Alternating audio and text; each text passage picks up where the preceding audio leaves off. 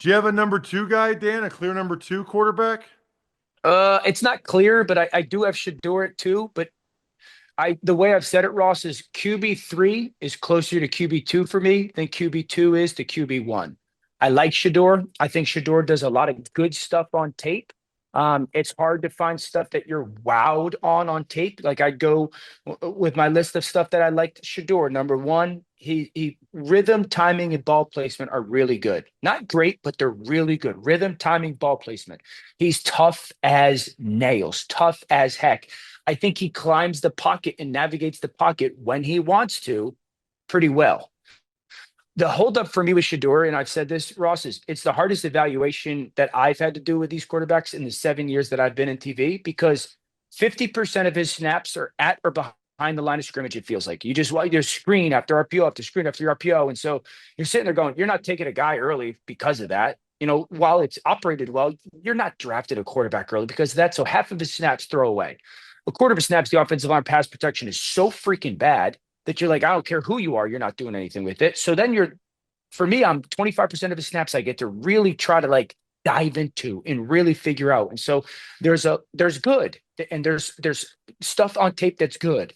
The downside for me is again, so much at the line of scrimmage. There's stretches of awful protection. I think he locked onto Travis Hunter often. Am I faulting him for it? No, because I probably would, but that's just something you got to figure out if you're drafting him.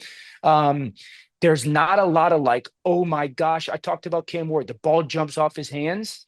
There's not a ton of that. Okay. And that does matter in the league. It's not the only thing that matters, but it does when you're talking about the greats of the greats. I think he predetermines leaving the pocket often and too much. Again, I'm not killing him over that because the protection's so bad that he probably is sitting there going, all right, I got to figure out something here. I think he spins out to his left a ton. I mean, you've been around the NFL a long time. We don't see a ton of guys spinning out to their left that consistently well in the league. Got away with it a lot in college. I just don't think that's something. I mean, I'm not talking about once a game. It feels like 5 times a game he does that. And so, um, I think there's clips where I just sit there. I go, Ross, throw the ball, please throw the ball, throw the ball. Why aren't you throwing the ball? And so I think though, like that's why it's such a hard evaluation because part of me understands the circumstances. I think you just really want to dive into having those conversations with him if you're drafting him. Yeah. What about his teammate Shedeur Sanders, Todd? He's kind of been all over the place with how people feel about him, really kind of on and off the field. I like the guy off the field. I like the guy, the way he carries himself. I think he's ready for all this. I truly do. I don't worry about any of that other stuff. I also think like, unfortunately, or just it's the nature of the business. Not even unfortunately. It's the nature of the business is he's Coach Prime's son. They're on every commercial every Saturday. They're everywhere in the media, and so everyone's intrigued. I don't think if his name was different, I don't think we'd have this much attention on him because you know what he is at the end of the day? He's a really good football player who does not have an elite physical trait. One scout joked around about it and said he got his mom's speed. He doesn't have this rifle for an arm. He's not the biggest guy. But what he does have, and it translates really well to the NFL, is I think he's the fastest processor of these quarterbacks as a passer. I think he is the most, he's the best natural passer in terms of in the pocket, when in rhythm, layering the football, touch, anticipation, throwing receivers open, all the things that you look for in an NFL quarterback. So ultimately, he's kind of a little bit of a throwback pocket passing quarterback who's got a little magic in him to extend, but he's not going to be able to do it very much. And those guys typically we talk about in like the later first, early second range. And a lot of people I talk to in the league, that's the grade they have on him. But he's a quarterback, so he's getting pushed up. And then we've got all the media attention on it. So it's this huge discussion every day. But ultimately, I think there's a way for him to succeed and play really well and win a lot of games in the NFL. But I'd like to see him in the right system. And it's not necessarily time to develop him. He's played a lot of ball and he's as ready as any of these guys. But like, I don't think I'm almost certain he's not going to be the pick at 2. But Kevin Stefanski would be the perfect guy to develop it. You look at the quarterbacks he's won with, guys without elite arms, elite mobility, smart, fast processors, accurate throwers of the football. That would be the perfect place for him to go. Stefanski won a lot of games with like 11 games with Cousins and some other guys that weren't, the most talented guys. So it's going to be intriguing to see. It could be a really long, kind of uncomfortable night for Shador on the draft because I don't think he's going to go in the top 3 picks. But there could be a team that comes in and wants him and rescues him. But I think 9 is about where people are starting to speculate to the New Orleans Saints that it could be the first spot of a team that's not trading up to get him where he could come off the board. Who is QB? This seems to be the more interesting question nowadays is who is QB2 for you? It is a trickier question, and I think the more I watch these guys, there were some guys that got in contention for me. I think it's still Shedeur Sanders. I'm not the biggest fan. Like, to me, he is probably not a first-round caliber prospect. He is, to me, a quarterback that we used to see go in the second round a lot. The Jimmy Garoppolo's, the Andy Dalton, the Derek Carr, like that caliber of prospect where he's not special, but you think that you can get a starting caliber quarterback out of this. Maybe once or twice he makes the Pro Bowl, but you're not, it doesn't feel like a surefire thing. I think, to me, that is the caliber that we're looking at with Sanders because I think usually with first-round prospects, they have some sort of athletic trait or physical trait that you can hang your hat on, right? And while Shedeur Sanders, I think, is a fairly smart quarterback, he's unbelievably tough. I mean, he will take a shot, and he certainly took a lot of them behind that offensive line. So I think he has the toughness, the accuracy, and the baseline level IQ to be a starting quarterback. I just don't see super high-level arm talent. He's an okay athlete. He's not that explosive, but he actually stride out fairly well. So I think, in terms of getting, picking up runs, he can actually be fairly decent there. But to me, he is more in that I expect him to be quarterback, 16 to 20 in the NFL. And to me, that's more of a quarterback you take at the top of the second round. But he is still my quarterback, too, in this class. So what I do think is interesting about that is like the guys that you mentioned, Jimmy G, Derek Carr, Andy Dalton. I think, like, if you knew that you were going to get a guy like that, I think the Saints would take him. I think the Steelers would take him. You're talking about a top half of the league starting quarterback. Those are very, very, very valuable. I know what you're saying. I just think that part of it's interesting because we look at it that way and you're like, yeah, Andy Dalton, Derek Carr. I mean, there's teams that would do anything for like prime Andy Dalton or prime Derek Carr right now. That is a good point. If the Steelers, 3 years ago, if Kenny Pickett turned into exactly what Andy Dalton was, they would be in a much happier place as a franchise. So that is a good point. It's just, for me, it's like a risk assessment thing. I think when you're taking a first-round quarterback, there really does need to be some level of upside that, 3 years down the line, there is no question that this is a guy that we want to continue to roll with. With Sanders, I struggle to see that a little bit more. So I would almost like what the Bengals did, where they were able to take A.J. Green in the top 5 and then land a Shedeur Sanders a little bit later in the draft. That, to me, is like the ideal scenario for him. But kind of like you're mentioning, we don't really live in a world where quarterbacks fall to the second round anymore. If teams think that he can be a starting quarterback, he's probably going to go in the first at some point. Who would be the third name that you bring up? We got up? to talk about Shedeur Sanders, and I like him. I mean, but I think he's a perfect example to me. Like, I think he throws a beautiful ball. I think his ball placement is good. I think he throws it well on the move. He's got to clean up some stuff in the pocket. He doesn't have very good pocket awareness. He has a tendency to hold the ball with one hand. Now, these are coachable things, but that needs to be cleaned up. He tends and he was under a lot of pressure. There were a lot of plays where he had no chance, zero chance. But what he does have a tendency to do, and this also has to be cleaned up, is retreat backwards. And this is an offensive lineman. You can't retreat backwards in the NFL. So, but I think overall, you're talking about a shorter quarterback who's a pocket player. So to me, he's a ball distributor and an executor of an offense. He needs the system to work for him. He needs a run game. He needs a good O-line. He's a piece. He's a piece of an offense. Again, I never know where guys are going to get drafted. The player, I've talked to some scouts, the name that often comes up as a comparison for him is Geno Smith. And Geno Smith is a little bit bigger with a better overall arm, but he's probably that kind of quarterback. So that's interesting because I definitely think that Geno has a stronger arm. He no does. question. He does. And my thing for Shador, is there any similarities to Bo Nix there at all, Greg? I think Nix is a much better athlete. Interesting. Okay. Yeah. I All think right. to me, Shador is similar, but not as gifted as C.J. Stroud. Like, he's a pocket quarterback who needs, good O-line, good system. He needs things in place. But Stroud, to me, is a better thrower.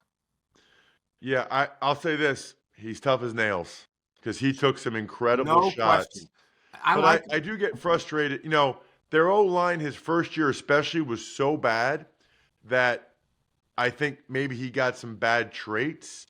But usually, Greg, the security of the pocket is stepping up, not retreating. Right. I mean, I think he can be a quality starter in the NFL, no question. But I think it goes back to how we started this conversation, Ross. I think he needs, to be in a certain kind of situation, which most quarterbacks do. This is not a knock on Shedeur Sanders. But my guess is, and again, no one knows about the draft. Quarterbacks often get drafted higher. But I've spoken to a lot of people, and this is my evaluation too. I just gave you my evaluation, but I've also spoken to people who think in an ideal world, he's a late first, early second round type player. And just to make one quick comment, one quarterback that's garnered a lot of conversation, obviously, is Shedeur Sanders. And just one thing to keep in mind, teams have done studies. I'm one person, so I can't do studies over 20, 25 years. It's very easy to say when you watch Shedeur Sanders, for instance, that his O-line was bad, and it was not good. We know that. But one thing that stands out and that holds true, Ross, for teams that have done these deep studies, is quarterbacks that get sacked a lot in college get sacked a lot in the NFL.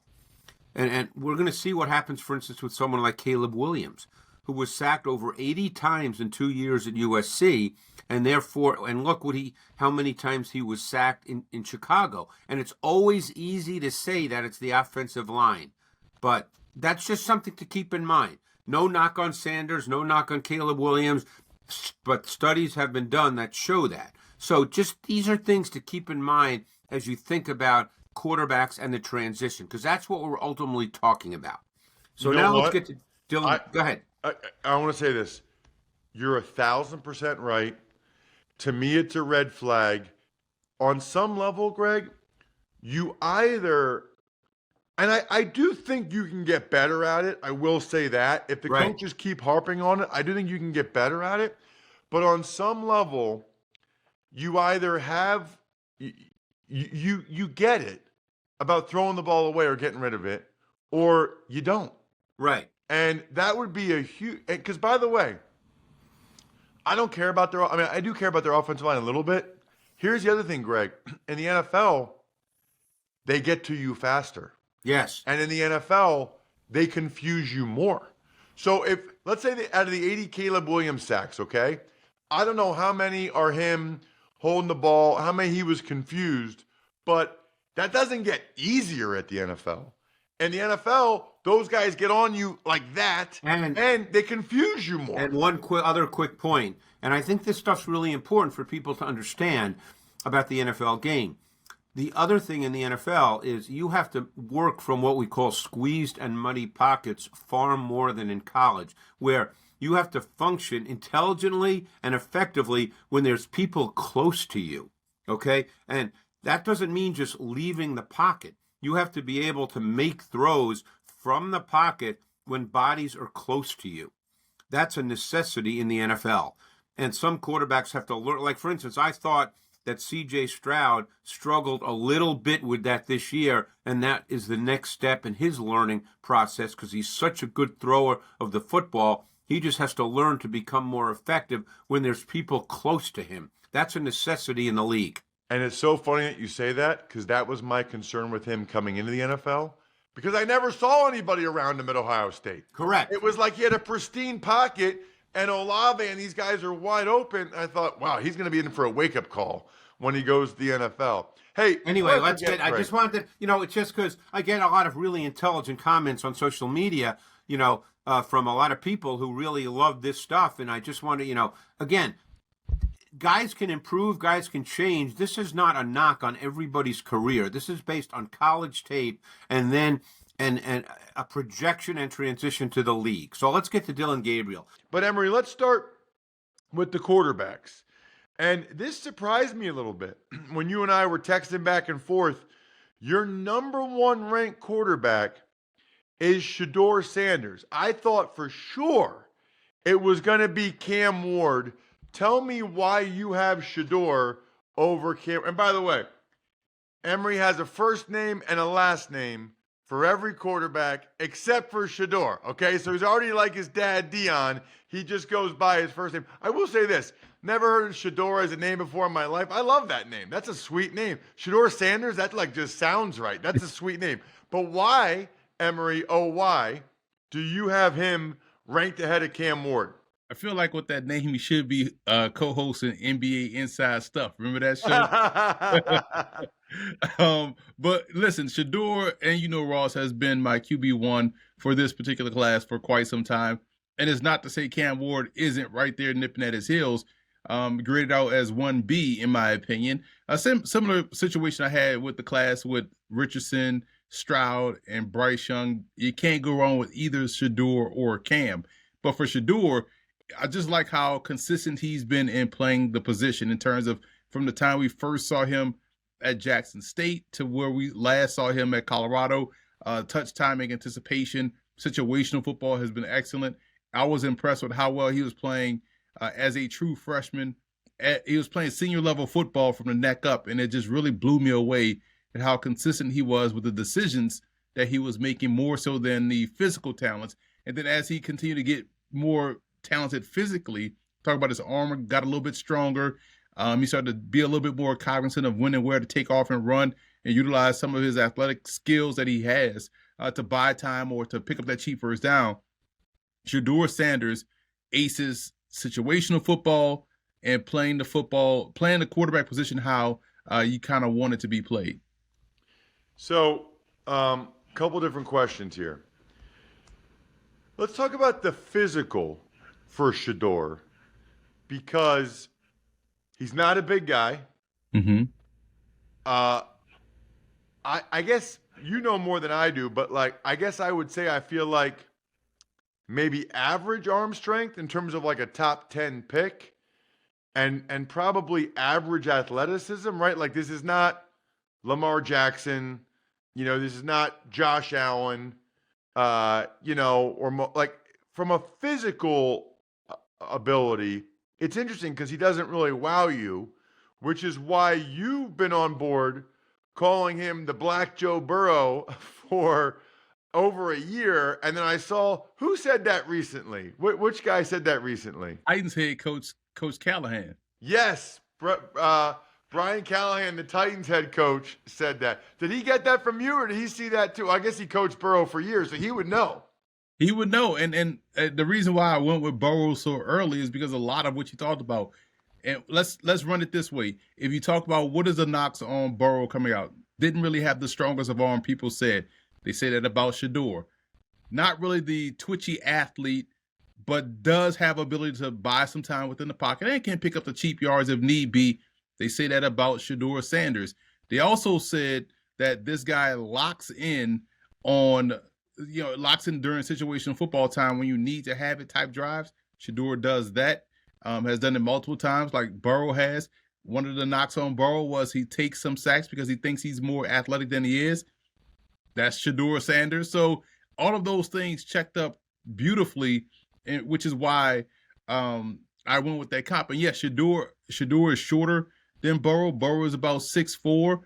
Shedeur is about 6'1.25", maybe 200 pounds. But what I like about Shedeur's frame is that he has the frame, I feel like, to add weight if that becomes a concern.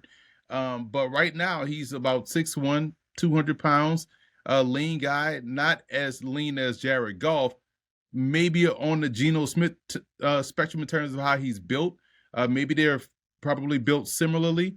But in terms of the skill set, in terms of who I would compare him to, would be Joe Burrow. Although I can see and understand folks that say Geno Smith, because Geno Smith is an excellent player, but Smith to me has a stronger arm. Yes, I was going to say, I feel like Geno can rip it more. And I'm not saying Geno isn't tough or Joe Burrow isn't tough. I would say the defining characteristic for me, watching Shador, the two things that jumped out, very accurate, even when he's on the move, and he's tough as nails. Because you would think, like, kind of grew up with a silver spoon, has all the NIL money. No, dude. He I forget this commercial, but he took a licking and kept on ticking. I don't remember what Duracell maybe back in the day. I don't know what, but the Energizer Bunny. He took a licking and kept on ticking, which I thought was super impressive watching him at Colorado. So okay, you got Shador number one. It's interesting too, Emory. Bryce Young didn't have any wow physical characteristics either, and he was smaller than Shador, and maybe a little more mobile, but I don't know. I bet you their arm strength's about the same. It's actually remarkable, I think, that guys like this are number one overall picks now. That never would have happened. You had to be Drew Bledsoe or Ryan Leaf or like 6'5" with an absolute bazooka to be the number one overall pick. That's kind of changing. It makes me wish someone like Charlie Ward played now. Yeah. Opposed to then. He's 5'11". It's probably built a little bit like Bryce Young was, in terms of, slender build, shorter guy, but great leadership skills, dynastic quarterback in terms of the pure point guard, similar to how Bryce Young plays. Charlie Ward was playing the same way. Maybe another physical comp would be Teddy Bridgewater. How he was built at Louisville, kind of built like Shador, and kind of navigated, his leadership skills the same way Shador did at Colorado. So you were starting to see these types go in the first round, but you kind of wish some of those guys back then, like Ward, would have been in this era of football.